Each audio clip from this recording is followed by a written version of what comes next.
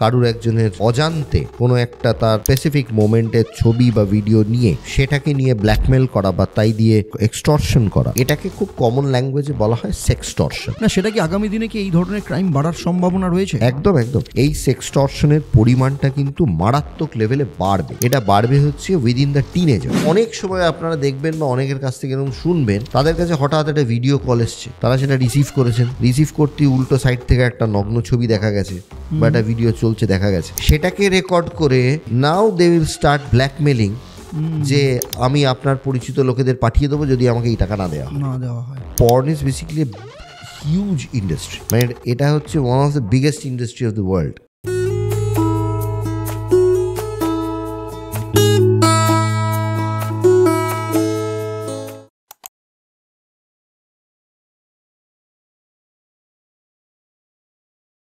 নমস্কার, TDS podcast চ্যানেলে আপনাদের সবাইকে স্বাগত জানাই।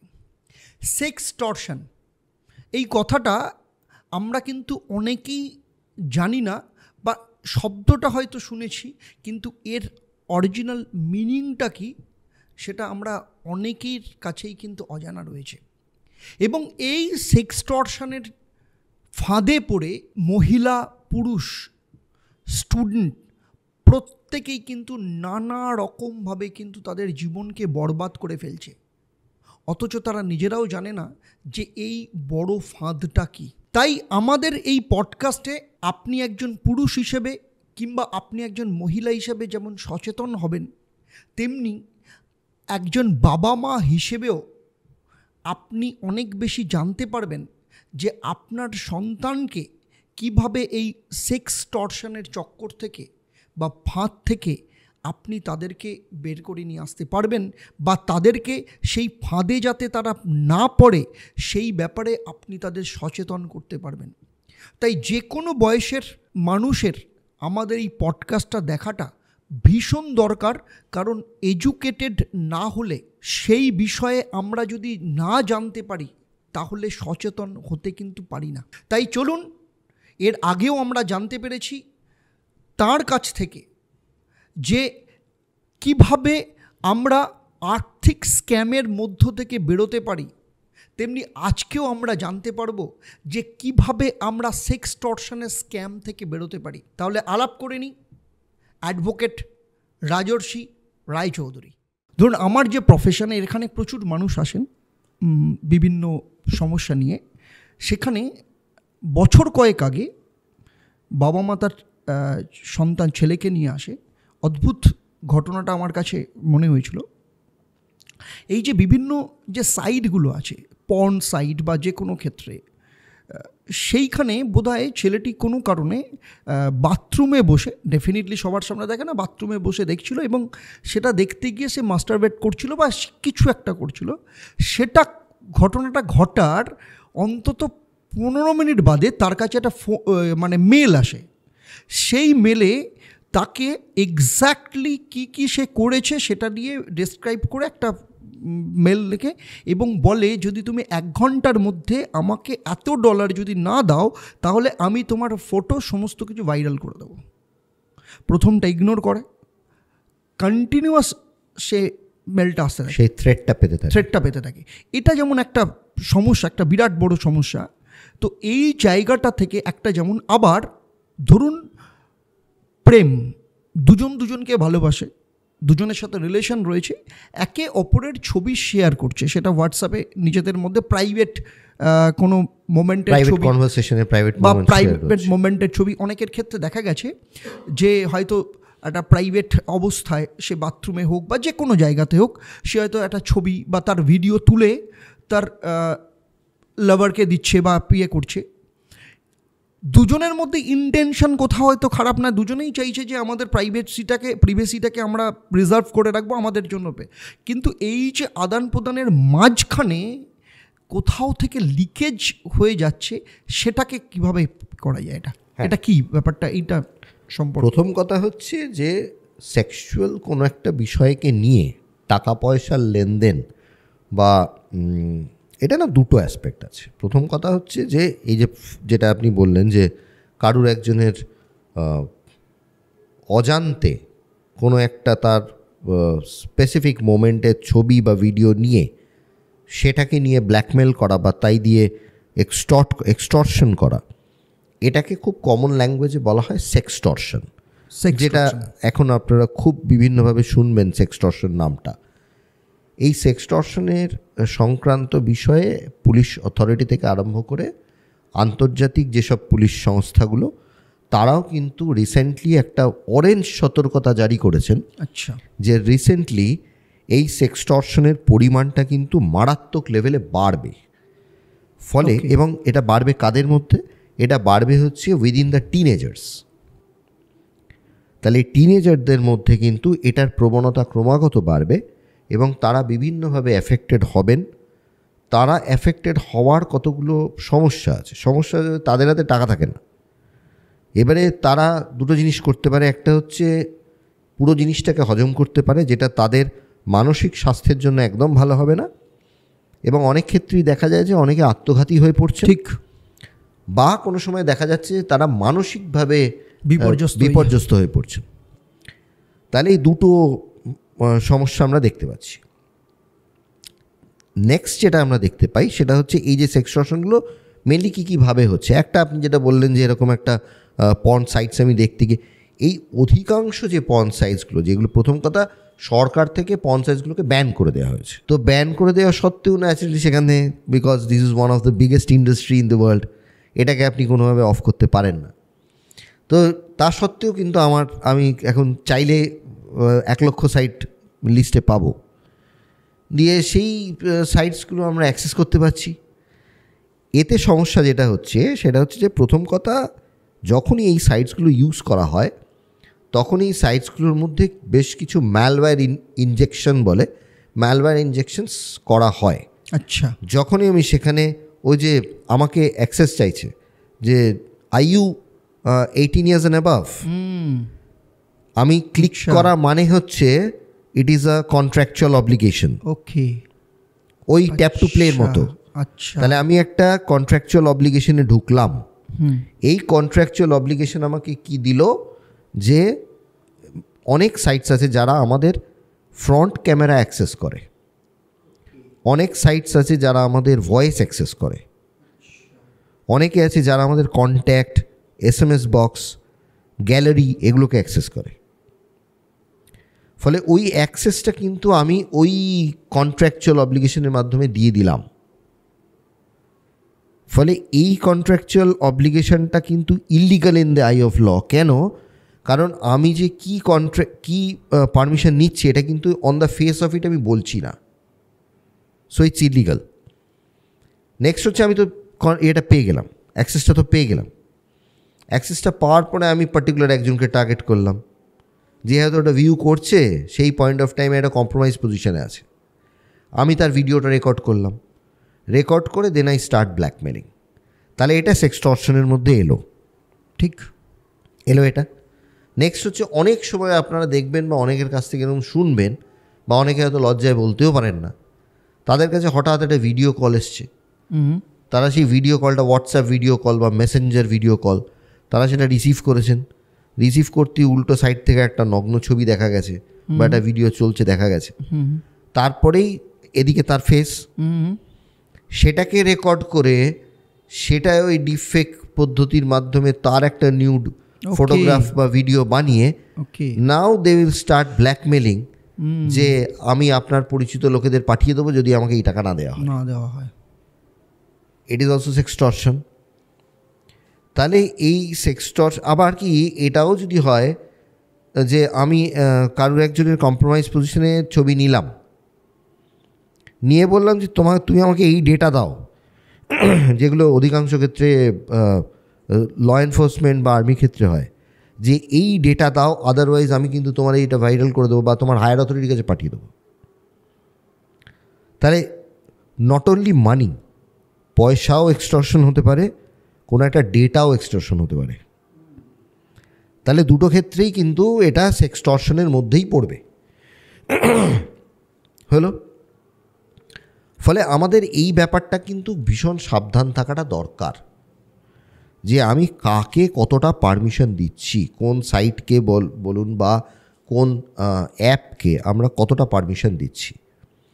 এর জন্য আমরা যদি আমাদের নিজেদের সেটিংসগুলোকে একটু ঠিক করে নিই, আমরা অনেক সময় দেখব কি, জাস্ট আমি বলে দিচ্ছি, সেটা বাকি যারা ভিউয়ার্স আছেন তারা ব্যাপারটা বাড়িতে দেখে নিতে পারবেন। তাদের নিজেদের ডিভাইসে ফেসবুক খুলবেন, খোলার পরে যাবেন হচ্ছে ওপরে থ্রি বার্স আছে, সেখানে চলে যাবেন, সেখানে দেখাবে আপনাকে settings and privacy. Settings and প্রাইভেসির মধ্যে গিয়ে যাবেন সেটিংসে একটু নিচের দিকে দেখবেন একটা অপশন আছে যেটাকে বলে অ্যাপস অ্যান্ড ওয়েবসাইটস। আচ্ছা, ওই অ্যাপস অ্যান্ড ওয়েবসাইটসে ক্লিক করলে আপনি দেখবেন যে আপনার ফেসবুককে ব্যবহার করে কতগুলো অ্যাপ সেটাকে অ্যাক্সেস করছে। ওকে, মানে ওটা দেখা যাবে। Very interesting. আপনাকে যেটা করতে লাগবে সেটা হচ্ছে প্রত্যেক কটা অ্যাপকে ধরে ধরে ধরে ধরে ওখান থেকে রিমুভ করে দিতে হবে। ওকে, রিমুভের সময় একটা অপশন পাবেন, নিচে দেখবেন একটা ডায়ালগ বক্স আছে। আচ্ছা, ডায়ালগ বক্সে দেখাবে ফেসবুক বলছে যে আমরা ওই অ্যাপকে জানিয়ে দেবো যে তুমি বেরিয়ে যাচ্ছ, তাহলে ওই অ্যাপ তোমাকে ইন ডিফারেন্ট ওয়েজ ট্রাই করবে, তাহলে ওটাকে আবার ডিঅ্যাক্টিভেট করতে হবে, করে রিমুভ করে দেবো। আচ্ছা, তার মানে আগে ডিঅ্যাক্টিভেট করে তারপরে রিমুভ করা। ওটা ডায়ালগ বক্সে টিক করাই থাকে বাই ডিফল্ট, ওই টিকটাকে অফ করে দিয়ে তারপর রিমুভ করব। তাহলে কি ফেসবুক ওই অ্যাপ্লিকেশনকে জানাবে না যে আমি বেরিয়ে গেলাম। আচ্ছা, ওকে। পদ্ধতি সব আছে, শুধু আমরা জানি না। আমরা যদি 30-40% অফ দ্য সিকিউরিটি মেজার্স যেটা আমাদের এই স্মার্টফোনগুলোতে থাকে, সেটা যদি আমরা অ্যাপ্লাই করি, আমরা আমাদের এই স্মার্টফোনগুলোকে একটা করে দুর্গে পরিণত করে ফেলতে পারবো। 30-40%। আমরা 0.5% সেটিংসও জানি না, অথচ আমরা ব্যবহার করি। ট্রু। আমরা সেটিংসে ঢুকিই না, কি আছে সাপ ব্যাঙাতি ওরা জানি না। আরেকটা হচ্ছে নর্মাল ফোন সেটিংসে গিয়ে সেখানে দেখবেন একটা আছে পারমিশন ম্যানেজার। এই পারমিশন ম্যানেজারের ক্ষেত্রে সেখানে আপনি রিভিউ করতে পারবেন যে কোন অ্যাপ আপনার কোন কোন পারমিশন নিয়ে বসে আছে, ওই পারমিশনগুলোকে একটু মডিউলেট করে দেওয়া। তাহলে কি হবে, তাহলে আপনার ব্যবহারটা অনেক বেশি সেফ অ্যান্ড সিকিউর হবে। আলটিমেটলি কিন্তু পুরো সমস্যা বলুন, ভালো বলুন, যাই বলুন, সবটা কিন্তু আপনার ব্যবহারিক বিষয়। ওই যে বললাম যে সাইবার ক্রাইম কিন্তু রকেট সায়েন্স নয়, ইট ইজ আ বিহেভিয়ারাল সায়েন্স। ফলে এইটা আপনাদেরকে, এটা যারা ইউজার্স তাদেরকে কিন্তু নিজেদের সচেতন হওয়া দরকার যে আমরা কতটা ব্যবহার করব, কিভাবে ব্যবহার করব, কি সিকিউরিটি মেজার্স আমরা সেটাতে নেব। এখানে আমি আপনাকে একটা প্রশ্ন করতে চাই, ভীষণ রেলেভেন্ট, আমার মাথায় এলো। বছর 1-1.5 আগে আমার কাছে একটা কেস আসে, একটি মেয়ে, টিনেজ, যেটা আপনি কথা বলছিলেন, টিনেজ। তো সে তার সাথে যা রিলেশন রয়েছে তার সাথে একটা ভিডিও, তার প্রাইভেট ভিডিও, ডেফিনেটলি আপনি এখানে আমি যেটা বোঝাতে চাইছি যে প্রাইভেট মোমেন্টের ভিডিও সে শেয়ার করে। সে তার টয়লেটে গিয়ে হোক বা যে কোনো জায়গায় হোক শেয়ার করে। ছেলেটির কাছে সেই জায়গা আছে, কিন্তু অদ্ভুতভাবে সেই ভিডিওটা ভাইরাল হয়ে গেছে। এবার আমার পরিচিত একজন সাইবার ইয়েতে রয়েছেন, এই কাজকর্ম করে, তাকে আমি যখন জিজ্ঞাসা করেছিলাম, সে আমাকে একটা জিনিস দেখিয়েছিল, আমি দেখে না অবাক হয়ে গেছিলাম।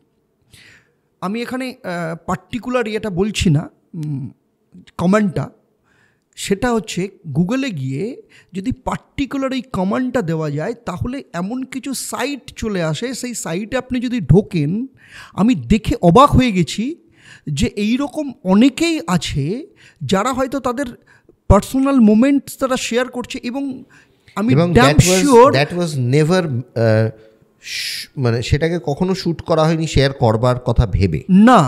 সে হয়তো মানে অনেক শ্যুট হয় শেয়ার করবার জন্য, আবার অনেক শ্যুট হয় যেগুলো পার্সোনাল ভিডিও বা ফটো।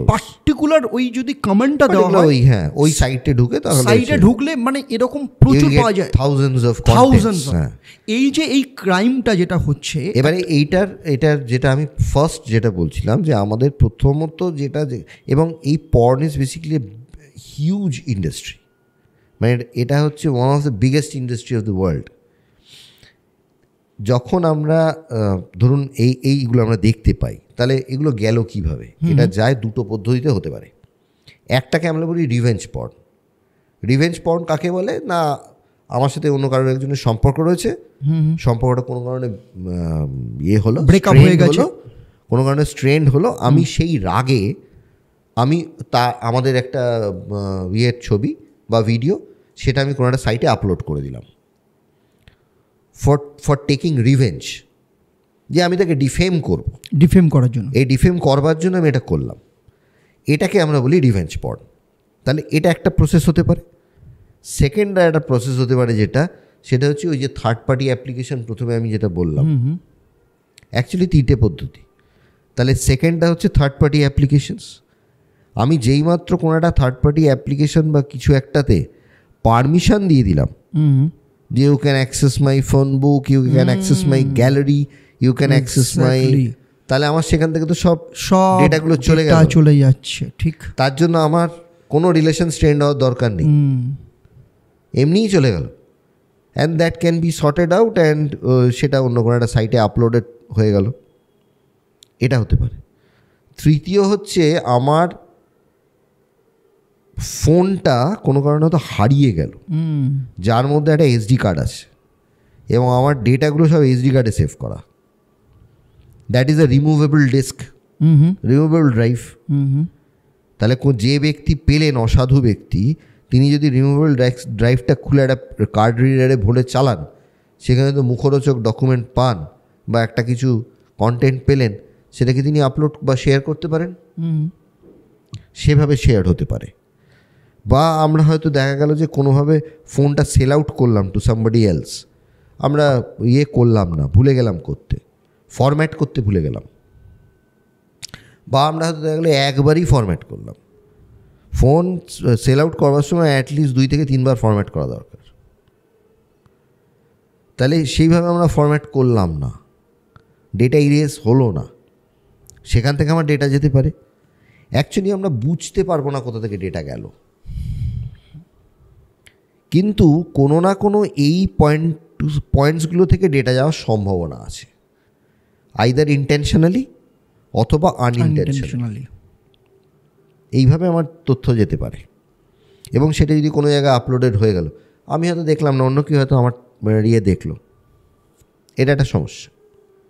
আরেকটা প্রবলেম এখন যেটা ভীষণভাবে শুরু হয়েছে, specially during and after Covid, সেটাকে বলা হয় ডিজিটাল প্রস্টিটিউশন। আচ্ছা, বহু মানুষ আছেন who has made this as a profession, তারা, এবং সেখান থেকে অনেক রকম এক্সটর্শন হচ্ছে। তারা হয়তো দেখা গেল সেখান থেকে they have given offer to public যে আমি এত টাকা নেব and I will come to a video call, যে ভিডিও কলে it will be a nude video call. তাহলে সেক্ষেত্রে এটা একটা বড় ইকোনমি শুরু হয়ে গেছে, অ্যান্ড ইটস ভেরি সেফ। আমার সাথে কারোর টাচ হচ্ছে না, এসটিডির ভয় নেই, ফলে এবং আমি রোজগার করছি দিব্য সুন্দর, আমার কোনো সমস্যা নেই। আমি ফেস ঢেকে করে মাস্ক পরে আই এম ডুইং দিস। তাহলে এটা কিন্তু সামাজিক সমস্যা, এটা আইনি সমস্যা নয়, এটা কিন্তু সোশ্যাল প্রবলেম। ঠিক। তাহলে এই প্রবলেমটা তৈরি হচ্ছে, যেটাকে আমরা ডিজিটাল প্রস্টিটিউশন বলছি। এবং সেক্ষেত্রে যেইমাত্র এটা শুরু হলো, আমি একটা রকম চ্যানেল তৈরি করলাম ইনস্টাতে, যে চ্যানেলে আমি কোনো একটা সাইট থেকে বা কোথায় গুগল থেকে ডাউনলোড করে একটা মেয়ের ছবি লাগিয়ে দিলাম বা কোনো একজনের ছবি লাগিয়ে দিলাম যাকে আমি চিনিও না, দিয়ে তার নামে আমি পয়সা তুলছি বাজার থেকে। লোকের ওই গ্রিড ফ্যাক্টর কাজ করছে সেখানে, এবং সেখানে আমি লিউক্রেটিভ বা আমি আই ক্যাচিং ফটোগ্রাফস দিচ্ছি বা ভিডিওস বা রিলস আপলোড করছি, লোকে সেটা ট্রাস্ট করছে, পয়সা দিচ্ছে। আরেকটা আপনার এই কথা শুনতে শুনতে আমার মাথায় এলো, এখন যেটা নতুন শুরু হয়েছে সেই ব্যাপারে আপনার মতামতটা জানবো। সেটা হচ্ছে এআইতে কাউকে তৈরি করছে, কোনো একটা মেয়ে অসম্ভব সুন্দরী, তাকে দিয়ে ধরুন ইনস্টা রিল বানানো হচ্ছে, সমস্ত কিছু করা হচ্ছে এবং সেখান থেকে পয়সা জেনারেট করা হচ্ছে। এইটা তো আগামী দিনে তো হানি ট্র্যাপ হতে পারে বা যে কোনো ক্ষেত্রেও তো এই জায়গাটা আসতে পারে। এবার দেখুন, যে কোনো একটা কম্পোনেন্টকে আমি ভালো কাজেও ব্যবহার করতে পারি, খারাপ কাজেও ব্যবহার করতে পারি। আমি যদি সেটা নর্মাল আমার মানে ইউটিউব বা কোনো একটা চ্যানেলে আমি সেটা মনিটাইজেশনের জন্য ব্যবহার করি, তাহলে সেটা হচ্ছে সেভাবে হতে পারে। That is not a crime. না, সেটা যে প্ল্যাটফর্ম করছে বা যে প্ল্যাটফর্মে হচ্ছে সেই প্ল্যাটফর্ম বুঝবে কী হবে না হবে। তারা যদি মনে করে যে না আমরা এআইকে অ্যালাউ করবো না, আমরা শুধুমাত্র ফিজিক্যাল এন্টিটিকেই অ্যালাউ করবো, হয়তো তারা পরে সেটাকে অফ করতে পারে বা কিছু একটা করবে। কিন্তু যদি সেটা নিয়ে কোনো ক্রাইম হলো, দেন ইট বিকামস আ ক্রাইম। মানে সেটা দিয়ে আমি তাই দিয়ে একটা অপরাধ করলাম। আমার কাছে একটা সিম্পল, আমার কাছে একটা ছুরি আছে, আমি সেই ছুরিটা দিয়ে আপেল কাটবো না মানুষ খুন করবো, দ্যাট ইজ মাই চয়েস। আমি যদি আপেল কাটি, that is not a crime. আমি যদি মানুষ খুন করি, তাহলে দ্যাটস আ ক্রাইম। না, সেটা কি আগামী দিনে কি এই ধরনের ক্রাইম বাড়ার সম্ভাবনা রয়েছে? একদম একদম। এআই যে আমাদের কোন ক্রাইম বাড়াবে আর কোন ক্রাইম কমাবে, এটা বোঝা খুব ডিফিকাল্ট। মানে এআই এমন একটা জায়গায় চলে, এবং AI is basically based on data.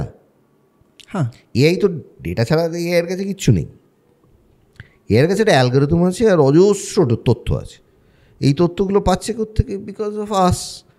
আমরা যেখানে যাবো সে একটা সেলফি তুলে আপলোড করে দেবো, যেখানে যাব আমরা সেখানে একটা ইনফরমেশন দিয়ে দেবো, সারা বাড়ি অফ টু পুরী লিখে দিলাম, দিয়ে ফেসবুকে একটা ছবি দিলাম। মানে ওই ইনভিটেশন টু দি থিফ যে আমার বাড়িতে, আমার বাড়িটা ভাই খালি আছে, তুমি এসে তোমার অ্যাক্টিভিটি চালাতে পারো। তো এইসব হচ্ছে আমাদের বিহেভিয়ার, এগুলো হচ্ছে আমাদের সোশ্যাল মিডিয়া বিহেভিয়ার। তারপরে এখনকার প্রজন্মর মধ্যে আবার এইসব ব্যাপারগুলো খুব আছে। আমরা যা করবো, মাই লাইফ মাই রুল, এইসব তো অনেক ব্যাপার আছে না। হ্যাঁ, মাই লাইফ মাই রুল পরে সামলাতে পারে না। পরে যখন একটা কিছু অপরাধ ঘটে তাদের সঙ্গে, তখন আর মাই লাইফ মাই রুল কাজ করে না, তখন ওই বাবা মা আর পুলিশই সামলাবে। তো কিন্তু যখন এইসব ঘটাচ্ছে তখন কিন্তু তারা ডেসপারেটলি এইসব কাণ্ডগুলো ঘটায় আর কি। যে এখানে একটা প্রশ্ন, যে আমরা কোনো ওয়েবসাইটকে আমরা বুঝবো কী করে যে ওয়েবসাইটটা ফেক ওয়েবসাইট না ঠিক? প্রথম কথা হচ্ছে একটা খুব সিম্পল পদ্ধতি আছে, সেটা হচ্ছে ওই ওপরে দেখে নিতে হবে HTTP, মানে যেটাকে আমরা ইউআরএল বলি। ওই ইউআরএলে দেখতে হবে, মানে ইউআরএলটাকে বলতো ইউনিভার্সাল রিসোর্স লোকেটার। তো ওখানে দেখতে হবে যে HTTP সাইট না HTTPS সাইট। আচ্ছা, যদি আমার HTTP হয় আমি ঢুকবো না সেখানে, ঠিক আছে। কিন্তু এরকম অনেক সমস্যা হয়। আমি একটা ব্রাউজার খুললাম, is a very safe browser, সেই সেফ ব্রাউজারে দেখা যাচ্ছে বহু গভর্নমেন্ট সাইটস আছে যে সাইটসগুলোকে নন সিকিউর সাইটস বলছে। হ্যাঁ, এরকম বহু সাইট আছে। এবার আপনি কাকে ট্রাস্ট করবেন? আমি এখানে আপনি যদি বলেন আমি নাম দিয়ে বলতে না, আমি নাম কারুরই বলছি না, যে এখানে বহু সাইট এরকম দেখেছি। ইন্ডিয়ার সব থেকে বড় ফিনান্সিয়াল অর্গানাইজেশন, তাদের SSL সার্টিফিকেট নেই। আমি হয়তো SSL সার্টিফিকেট আছে বা কিছু, হয়তো সেটা ব্রাউজারের প্রবলেম বা কিছু নেটের সমস্যা নেই, কিছু নেই ওখানে, একদম স্পেশালি একদম রেড দিয়ে পুরো HTTP কাটা রয়েছে, HTTPS কাটা আছে। তো এরকম এবার ধরুন সাধারণ মানুষ তো ভয় পেয়ে যাবে না এগুলো দেখলে, কারণ আমরা বা পুলিশ সবাই মিলে একসাথে বলছে HTTPS সাইট ছাড়া ঢুকবেন না। এবার আমি যদি একটা সরকারি সংস্থার সাইট খুলে দেখি যেখানে HTTPS কাটা আছে, আমি জানি কী করবো? না, এখানে আমার একটা প্রশ্ন, আমার একটা মনে হলো আমি একটা ফেক ওয়েবসাইট বানাবো, সেখানে তো আমি SSL নিয়েও বানাতে পারি। SSL না, ফেক ওয়েবসাইট আমি বানাবো SSL কী করে? কারণ সেক্ষেত্রে কেন আমি না আমি বলছি আমার কেন আমি ফেক বানাবো না SSL দিয়ে, তার কারণটা হচ্ছে যে সেখানে তো আমার KYC থাকছে। ওকে, মানে ওয়াই এস ইজ ইম্পর্টেন্ট, তার কারণ হচ্ছে এসটা তখনই পাবো যখন আমি KYC দিয়ে সেটা দেবো। কিন্তু আমার যখন যেখানে KYC যাচ্ছে না, তার মানে তো আমি একটা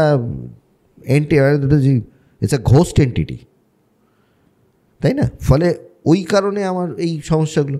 তার সঙ্গে ডার্ক ওয়েব আছে, তার সঙ্গে ডিপ ওয়েব আছে, এগুলো তো রয়েছে। ডার্ক ওয়েবে তার সমস্যা রয়েছে। ডার্ক ওয়েবে সবচেয়ে খারাপ কাজ হয় তা তো নয়, প্রচুর ভালো কাজ হয়, কিন্তু তাদের খারাপ কাজটাও হয়। এটাই হচ্ছে ব্যাপার। ফলে আমি কোথায় ইউজ করব, কতটা ব্যবহার করব, এটা কিন্তু অ্যাবসলিউটলি আমার ওপরে। এবং আমি যদি নিজে সচেতন হই, আমি যদি নিজে আইডেন্টিফাই করতে পারি দিস ইজ মাই ভালনারেবিলিটি, এটা আমি করব না, and this is not, it is okay, তাহলে আমি সেটা করব। এই যে এআই আসছে, এআই দিয়ে মানে আমার তো মনে হচ্ছে 2026-এর পর এআই মানুষের লাইফের অনেকটা জায়গা অ্যাকোয়ার করে নেবে। আমি তো খুব মজা করে বলি যে এআই কম্পিউটার খোলা থাকবে, হ্যাঁ, আর বাড়ির যারা গৃহকর্ত্রী বা গৃহকর্তা তাদেরকে কম্পিউটার ডাকবে, এই শুনছো, মানে এআই এই শুনছো, এই বলে ডাকবে আর কি। মানে এখন গৃহকর্ত্রী ডাকে, তখন কম্পিউটার ডাকবে। ডাকবে। তো সেক্ষেত্রে আমার প্রশ্ন হচ্ছে, ধরুন কোনো এআই, ধরুন গাড়ি, ধরুন আগামী দিনে ধরুন ড্রাইভারলেস কার আসছে বা এআই এতে, সেই গাড়িটা যদি কোনো কারণে অ্যাক্সিডেন্ট করে, তাহলে তার রেসপন্সিবিলিটিস কার? নিশ্চয়ই তখন সেই নিয়ে একটা রুল হবে কিছু একটা, সে তো আর এখনকার রুলে হবে না। মানে যখন, যেমন ধরুন আমাদের এই যে এত সিস্টেম বদলালো, হ্যাঁ, এই যে হঠাৎ করে আমাদের সমস্ত আইপিসি সিআরপিসি এভিডেন্সকে অফ করে এখন নতুন সংহিতা, মানে বিএসএস বিএনএসএস এই সমস্ত প্রচুর সব এলো, তারপরে আমাদের ডিজিটাল মানে এভিডেন্স অ্যাক্ট, সেগুলো বদলে গেল। সেখানে মানে তার উদ্দেশ্যটা কেন, তার বেসিক উদ্দেশ্যটা তো একটাই, সে ওই ওটা তো একটা প্রসেস, মানে ওটা তো একটা উদ্দেশ্য ছিলই যে ওই কলোনিয়াল ল চেঞ্জ হবে, ঠিক আছে, আমি ওই সব দিকে ঢুকছি না আর কি। বেসিক একটা জায়গা কী হলো, সেটা হচ্ছে যে আমাদের ডিজিটাইজেশনটা একটা বড় জায়গায় গেছে। আগের পদ্ধতিতে কম্পিউটার ছিল না, তাহলে অত পুরনো আইন, যে পুরনো আইনের ফ্রেমওয়ার্কে যেখানে কম্পিউটারের নাম নিশান নেই, সেই দিয়ে আমাদের এই এনভায়রনমেন্টটাকে চালানো যাচ্ছিল না। ফলে সেখানে আমাদের অ্যাপ্রিসিয়েশন অফ ডিজিটাল এভিডেন্স, আমরা কীভাবে ডিজিটাল এভিডেন্সটাকে নেব, সেটা কীভাবে হ্যান্ডেলড হবে, তার ইয়েগুলো কী হবে, এই পুরো বিষয়টা, মানে আপনি যদি এভিডেন্স অ্যাক্ট বা এখন প্রেজেন্ট যেটা সংহিতা, সেটা যদি আপনি দেখেন, সাক্ষ্য অধিনিয়ম, সেটা যদি দেখেন, তাতে আপনি দেখবেন যে সেখানে এভিডেন্স, মানে ডিজিটাল এভিডেন্সের উপর একটা বিরাট কনসেপ্ট আছে। ওকে, বিকজ এখন যত ক্রাইমস, সেটা যদি একটা ফিজিক্যাল নেচারের ক্রাইমও হয়, সেখানে কিন্তু কোনো না কোনোভাবে একটা ডিজিটাল কম্পোনেন্ট ইউজ হচ্ছে। সেটা মোবাইল ফোন, সেটা মোবাইল হতে পারে, সেটা একটা ইন্টারনেট হতে পারে, সেটা অন্য কিছুটা হতে পারে, সেটা একটা সিসি ক্যামেরার ফুটেজ হতে পারে। ঠিক। ফলে এখানে কিন্তু পুরোটাই ডিজিটাল ডেটা বা একটা এভিডেন্স ইনভলভড। ফলে ডিজিটাল ডেটা বা এভিডেন্সটাকে হ্যান্ডেল করবার জন্য আমাদের একটা স্পেসিফিক আইন দরকার, যে কারণে ইভলভটা হলো। এখন যদি এরপরে ড্রাইভারলেস কার হয়ে যায়, তখন কি হবে? তখন আমাদের প্রেজেন্ট যে মোটর ভেহিকলস রুলস, সেই রুলের পরিবর্তন হবে। তো সেক্ষেত্রে আইনটা তো সমাজের জন্য, মানুষের জন্য। সেক্ষেত্রে আমাদের দেশে আপনার সাইবার ক্রাইমের জন্য আপনার কি মনে হয় আইনটা কতটা স্ট্রং? সাইবার ক্রাইমের আইন একেবারেই স্ট্রং নয়। তার কারণ হচ্ছে সাইবার ক্রাইমের প্রথম আইন তৈরি হয় 2000 সালে, মানে যেটাকে আমরা ইনফরমেশন টেকনোলজি অ্যাক্ট বলি। ইনফরমেশন টেকনোলজি অ্যাক্ট তৈরি হয় 2000 সালে, এখন 2024, মানে 24 বছর পুরনো আইন একটা, তাও আবার সাইবার দুনিয়ায়, মানে যেখানে 24 সেকেন্ডে সব বদলে যায়।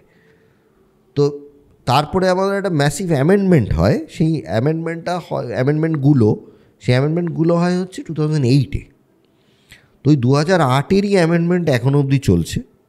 তার সঙ্গে বেশ কিছু রুলস তৈরি হয়েছে। রিসেন্ট অবশ্য কতগুলো ডেভেলপমেন্ট হয়েছে, যেটা ইম্পর্ট্যান্ট ডেভেলপমেন্ট, সেটা হচ্ছে আমাদের ডিজিটাল ডেটা প্রাইভেসির ওপরে, যেটা ডিপিডিপি যে আইনটা, মানে রুলটা আর কি, সেই রুলটা এসছে আমাদের এখন নতুন, মানে ওই data protection and data privacy rule, সেটা এসছে।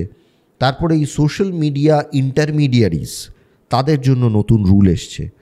ফলে এগুলো হচ্ছে লেটেস্ট ডেভেলপমেন্ট। কিন্তু যদি আমরা দেখুন, আইনের তো অনেক কটা পদ্ধতি আছে। একটা হচ্ছে যে কোনো একটা অপরাধ যখন হয়, তখন সেই অপরাধীকে দুরকমভাবে হ্যান্ডেল করা হয়। একটা হচ্ছে তাকে রিফর্মিং, আর একটা হচ্ছে তাকে সাজা দেওয়া। এখন দেখবেন জেল বলে না, এখন হচ্ছে রিফর্মেটরি, সংশোধনাগার। তার কারণটা হচ্ছে তাদেরকে সংশোধনের জন্য, কারণ Indian law is very much sensitive. Indian law কিন্তু ভীষণ উগ্র আইন নয়, Indian law is very sensitive law. তাহলে এই সেন্সিটিভ লয়ে আমরা সংশোধনের চেষ্টা করি।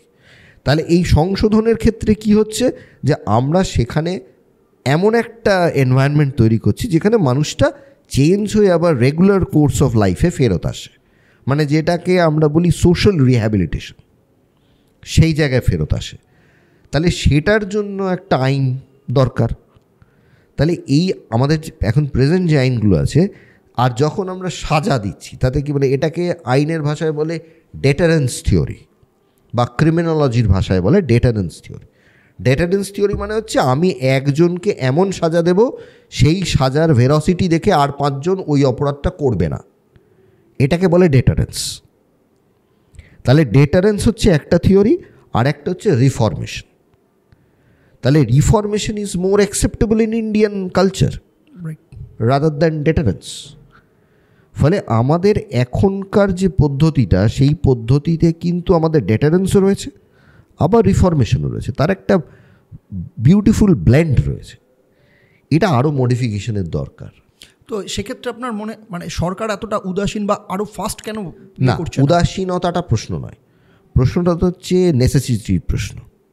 মানে আমরা এখনো পর্যন্ত আমাদের যে লেভেল, মানে আমাদের লেভেলটা কীরকম লেভেল, আমরা একজনকে ভোটের মাধ্যমে সরকারে পাঠাই, তার কাছে সেটা রাইট নাও হয়তো সেটা নেসেসিটি বলে মনে হচ্ছে না। ওকে, মানে আমরা কিন্তু এখনো পর্যন্ত সাইবারটাকে ডায়ার নেসেসিটি বলে মানছি না।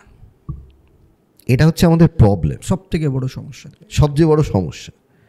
যে ওই খাদ্য, বস্ত্র, বাসস্থান এবং সাইবার, এটা এই ব্যাপারটা এখনও আসেনি। কিন্তু এটা আমি আপনাকে হলপ করে বলতে পারি, আজকে যারা ছোটরা রয়েছে তারা তাদের সাবজেক্টসগুলো একটু কম জানলেও চলবে। সাইবার সিচুয়েশন যদি কেউ কম জানে, তাহলে ইন ফিউচার তার পক্ষে বেঁচে থাকাটা ডিফিকাল্ট হবে, মানে ইভেন টু সারভাইভ এটা তার পক্ষে ডিফিকাল্ট হবে। ফলে cyber is basically a dire necessity, যে আমি সাইবার দুনিয়ায় কি হচ্ছে, কারণ আমাকে এইগুলো আমরা ইউজ করছি। আমার ব্যাংকিং আজকে সাইবার হয়ে গেছে, আমার সেখানে সমস্ত কিছু ডিজিটাইজড। ব্যাংকে গিয়ে এখন আর লোকে কাজই করে না। আমি লাস্ট কবে ব্যাংকে গেছি ভুলেই গেছি, ব্রাঞ্চে গেছি, কারণ আমার সব তো in the tip of my finger tip, আমার সবই তো এর মধ্যে। ফলে এর ব্যবহারটা যদি আমরা যতক্ষণ না জানবো বা শিখবো, ততক্ষণ পর্যন্ত আমাদের সাথে এই ক্রাইমগুলো হতেই থাকবে। এবং এটা খুব প্র্যাকটিক্যাল প্রবলেম। এবার আপনি বলবেন তাহলে পুলিশ প্রশাসন কি কাজ করছে না? আপনার নেক্সট কোয়েশ্চেন আমি বলে দিলাম, তাহলে কি পুলিশ প্রশাসন কাজ করছে না? এত ক্রাইম বাড়ছে কী করে? আমি আপনাকে ছোটো পরিসংখ্যান বলছি।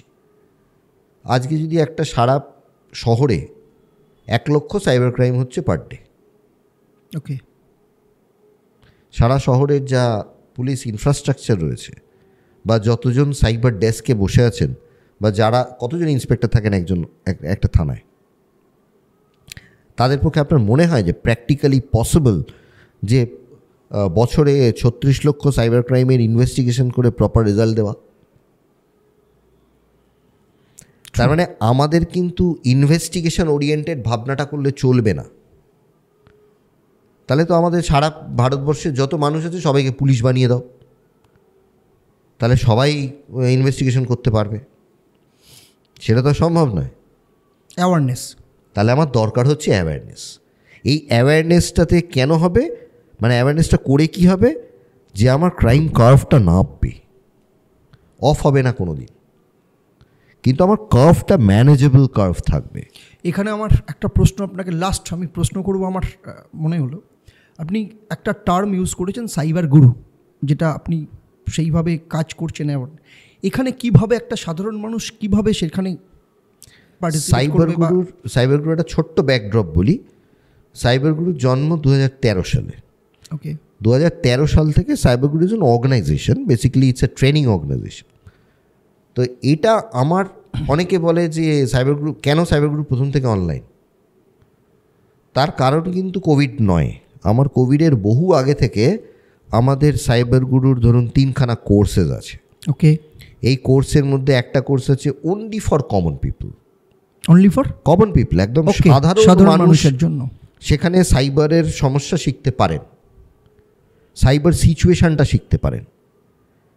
তাদের জন্য একটা কোর্স ফরম্যাট করা রয়েছে। অনলি ফর স্টুডেন্টস, তাদের জন্য একটা কোর্স ফরম্যাট করা রয়েছে। ওকে, স্টার্টিং ফ্রম, আমরা প্রেফার করি স্টার্টিং ফ্রম ক্লাস 7-8 থেকে তারা এটা শিখতে পারেন। তাহলে তাদের জন্য একটা কোর্স ফরম্যাট করা রয়েছে। এবং অন্যান্য যারা প্রফেশনালস রয়েছে তাদের জন্য একটা কোর্স ফরম্যাট করা রয়েছে। প্রফেশনাল বলুন, চাকরি বলুন, ব্যবসা বলুন, যারা রয়েছে, যাদের একটু বেসিক সেন্স অফ কম্পিউটার বা মোবাইলের রয়েছে, যারা ব্যবহার করেন, তাদের জন্য একটা কোর্স করা রয়েছে, which is very professional and national course in nature. তো সেখানে মেনলি কী কী শিখবে তারা, কী কী তারা জানবে? সেখানে মেনলি যেটা শিখবে সেটা হচ্ছে ব্যবহারিক বিষয় এবং সাইবার সিচুয়েশনস, যে আমার চারপাশে ঘটছেটা কী এবং সেটা কেন ঘটছে, উইথ রিজনস, এবং আমি সেটাকে কি করে ম্যানেজ করব ইন মাই লাইফ। অনেকে বলেন এই কোর্সটা করে কি চাকরি হবে? আমরা না, চাকরি হবে না।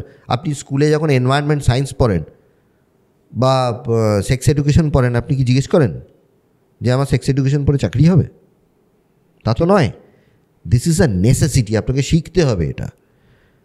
মানে আমরা যতক্ষণ না পর্যন্ত সাইবার শিক্ষার নেসেসিটিটা না বুঝবো, ততদিন পর্যন্ত কিন্তু ক্রাইম কার্ভ নামবে না। আগে হচ্ছে এডুকেশন, তারপরে হচ্ছে এনফোর্সমেন্ট। আমার একটা রোবাস্ট সিস্টেম সিকিউরিটি, আজকে এই কদিন আগে আপনারা দেখলেন ব্যাংকিং সিস্টেম হলো, কম্প্রোমাইজড হলো, জাস্ট 2-3 দিন আগের গল্প। ব্যাংকিং সিস্টেম কম্প্রোমাইজ হলো, বিভিন্ন কোঅপারেটিভ ব্যাঙ্কসগুলো সেইগুলোতে কম্প্রোমাইজেশন হলো। একটা রোবাস্ট, তাদের কি তাহলে সিস্টেম সিকিউরিটি নেই? সব আছে। আজকে যাদের ফোনে ফিশিং অ্যাটাক হচ্ছে, তাদের ফোনে সিস্টেম সিকিউরিটি নেই? আছে। তাহলে হচ্ছে কেন? কারণ আমরা ব্যবহারটা জানি না, তাই। তাহলে একটা রোবাস্ট সিস্টেম সিকিউরিটি কিন্তু সবসময় আমাদের সিকিউর করতে পারে না। আমাদের দরকার যেটা, সেটা হচ্ছে to know the cyber hygiene. Okay, যেরকম আমরা বাচ্চাদের শেখাই না, খাওয়ার আগে ভালো করে সাবান দিয়ে হাত ধুয়ে খেতে বসো, তার মানে সেটা তার হাইজিনটা মেনটেন করছে। সেরকম আমাদেরকে সবাইকে জানতে হবে what is our digital hygiene. আমরা ডিজিটাল হাইজিন যতক্ষণ না পর্যন্ত না জানবো, ততক্ষণ পর্যন্ত we are vulnerable, and we are vulnerable to the highest extent. আমরা ভালনারেবিলিটি ভাবতেই পারি না। ওই যে আপনি বললেন যে যখন আপনাকে দেখানো হলো, তখন আপনি ভাবলেন আচ্ছা এরকমও হয়। সত্যিই তাই। মানে এই ভালনারেবিলিটি যে কত বড় ভালনারেবিলিটি আমরা ভাবতেও পারবো না। আমি বহু মানুষকে বলি, তোমরা এরকম ছবি টবি দাও, এখন লোককে তো বলতেও ভয় লাগে, কে ঘ্যাক করে কামড়ে দেবে। ফলে তাদেরকে তো সাহস করে বললাম, এরকম ছবি টবি দিচ্ছ, এটা কিন্তু একটু তোমার প্রবলেম হতে পারে। কিন্তু সে প্রথম তো 2 কথা শুনিয়ে দিল, আমার ছবি আমি কীভাবে দেবো, আমি বুঝবো। আরে ঠিক আছে, বোঝো, কোনো অসুবিধে নেই, আমাকেই ফোন করতে হবে, পরে সিচুয়েশনটা সামলাতে পারবে তো। তো সে বললো হ্যাঁ সামলাতে পারো, অসুবিধা নেই। ঠিক আছে। তাহলে এটা প্রথম কথা হচ্ছে, মানুষ নেসেসিটি অফ সাইবার সিচুয়েশন বোঝে না। এটা হচ্ছে হার্শ রিয়ালিটি। এবং যখন তাদের সাথে একটা অঘটন ঘটবে, কেউ জানে না কার সাথে ঘটবে, এবং সারা পৃথিবীতে 2 রকম পপুলেশন বসবাস করে। কারা কারা? যাদের সাথে সাইবার ক্রাইম হয়েছে, আর নেক্সট কে? যাদের সাথে সাইবার ক্রাইম হবে। ফলে be very sure nobody will be spared. আমার কাছে প্রতিদিন 10-12টা করে ভালনারেবিলিটি আসছে। Why I am safe? Because I know the vulnerability points,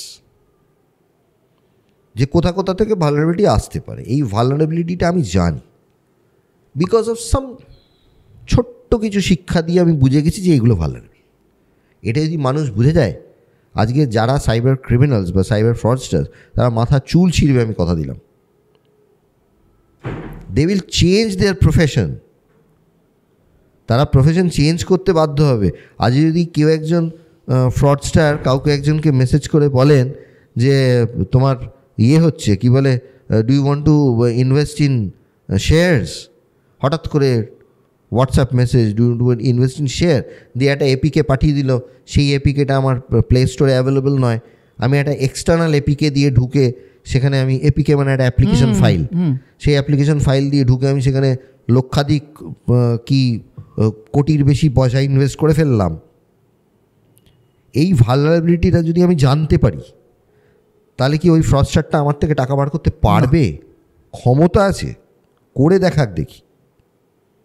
আপনার কথা শুনতে শুনতে আমার মনে হলো যে প্রত্যেকেরই সাইবার গুরুর কাছে যাওয়া উচিত? সেটা তো সম্ভব নয়, এটা প্র্যাকটিক্যালি পসিবল, আমি পাগল হয়ে যাবো তাহলে। কিন্তু আমি চাই সাধারণ মানুষ, সেটা একজন তিনি যে প্রফেশনে থাকুন না কেন, what ever be the profession, মানে ইভেন এটাও দরকার। আপনারা একটা জিনিস শুনেছেন, যদি কোনো সময় কোনো সাইকোলজিস্ট বা সাইকিয়াট্রিস্ট আপনারা যদি ইন্টারভিউ করেন, আপনি তাকেও শুনতে দেখবেন, শুনবেন তারাও কোনো না কোনো একটা সময় কাউন্সিলরের কাছে যায় বছরে একবার। একদম তাই। আজকে কিন্তু যারা সাইবার সিচুয়েশনে রয়েছে তাদেরও কিন্তু ট্রেনিং দরকার পড়ে। আপনি খুব রিসেন্ট একটা ঘটনা শুনে থাকবেন, একজন খুব এমিনেন্ট সিনিয়র অ্যাডভোকেট, যিনি মানে আমাদের ল এনফোর্সমেন্ট এজেন্সির তিনি সাইবার লয়ার ছিলেন। আচ্ছা। তার কাছ থেকে 93 লক্ষ টাকার ফ্রড হয়েছে। ভাবুন, তাহলে তিনি কি সাইবার সচেতন ছিলেন না? ডেফিনেটলি ছিলেন। এতগুলো ল নিয়ে তাহলে তার কি করে হলো? তার কোনো সময় ওই যে ট্রেনিংয়ের পরে কি হয় না, একটা করে একটা রিভাইভ করতে হয় ট্রেনিংটা, একটা ট্রেনিংয়ে হয় না। ওই রিভাইভ ট্রেনিং তার হয়নি হয়তো কোনোভাবে, তিনি হয়তো কোনোভাবে ফাঁদে পাপ দিয়ে দিয়েছেন, হতে পারে, পসিবল। কারণ কোন মানুষ কোন সময় কোন মানসিক পরিস্থিতিতে থাকে এটা কেউ জানে না, এবং সেটারই সুযোগ নেয় হচ্ছে সাইবার ফ্রডস্টার্স। অনেক ভালো লাগলো আপনার কাছ থেকে প্রচুর কিছু জানতে পারলাম, এবং জানতে পারলাম শুধু তাই না, টু সাম এক্সটেন্ট এডুকেট হতে পারলাম। Thank you. আশা করব আগামী দিনে আপনাকে আবার পাবো আমরা, এনি টাইম, এবং অনেক আরও কিছু জানতে পারবো, অনেক কিছু আরও জানার ইচ্ছে রইল। তো আপনাকে অসংখ্য ধন্যবাদ, আপনার ব্যস্ততম সময়কে স্যাক্রিফাইস করে আমাদের জন্য কিছুটা সময় বার। সাইবার সচেতনতা ছড়ানোর জন্য আমি একদম ব্যস্ত নই লাইফে, এবং সাইবার সচেতনতা ছড়ানোর জন্যই আমি সবচেয়ে বেশি ব্যস্ত থাকতে চাই। তো this is the only way how we can handle cyber crimes. সচেতনতায়, মানে এটা আমার একটা কোট আছে, সচেতনতাই হচ্ছে সুরক্ষার একমাত্র চাবিকাঠি। ফলে সুরক্ষিত হতে গেলে আপনাকে সচেতন হওয়া ছাড়া কোনো দ্বিতীয় গত্যন্তর নেই। ফলে এটা আপনার হতেই হবে, সবাইকে হতে হবে। অনেক অনেক ধন্যবাদ, নমস্কার। Thank you.